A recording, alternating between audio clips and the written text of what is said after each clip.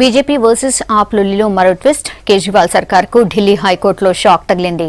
Lieutenant governor అధికారాలను సవాల్ చేస్తూ ప్రభుత్వం దాఖలు చేసిన పిటిషన్ను హైకోర్టు కొట్టేసింది.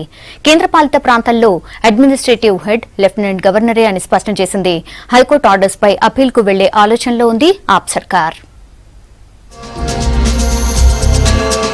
లెఫ్టినెంట్ గవర్నర్ అధికారాలపై ఢిల్లీ సీఎం అరవింద్ కేజ్రీవాల్ కు ఎదురుదెబ్బ తగిలింది. దేశ రాజధాని ప్రాంతం పరిపాలనా అధికారిగా లెఫ్టినెంట్ గవర్నర్ నజీబ్ జంగ్ కొనసాగుతారని ఢిల్లీ హైకోర్టు స్పష్టం చేసింది. దేశ రాజధానిలో లెఫ్టినెంట్ గవర్నర్ పరిపాలనా అధికారాలపై దాఖలైన 9 పిటిషన్లపై హైకోర్టు విచారణ జరిపింది. ఢిల్లీ ప్రభుత్వ సలహాలకు లెఫ్టినెంట్ గవర్నర్ కట్టుబడాల్సిన అవసరం లేదని హైకోర్టు కామెంట్ చేసింది.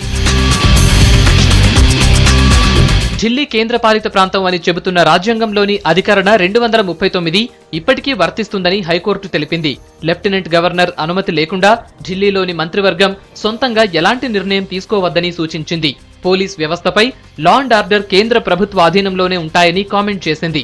కేంద్ర ప్రభుత్వ అధికారులపై చర్యలు తీసుకునే అధికారం ఏసీబీకి లేదని స్పష్టం చేసింది. హైకోర్టు ఉత్తర్వులు చారిత్రాత్మకమన్నారు lieutenant governor Najeeb Jung. Fall outside the purview of the Legislative Assembly of the NCT of Delhi. Therefore, the direction in the impugned notification of so-and-so date that the Lieutenant Governor of Delhi shall, in respect of matters connected with service, exercise the powers and discharge the functions of the central government to the extent delegated to him from time to time by the President is neither illegal nor unconstitutional. ఢిల్లీలో బ్యూరోక్రాట్లను నియమించడం, పోలీసులపై అధికారాలను lieutenant governor కు అప్పగిస్తూ కేంద్ర ప్రభుత్వం జారీ చేసిన 2 నోటిఫికేషన్లపై ఆప్ సర్కార్ కోర్టుకెళ్లింది.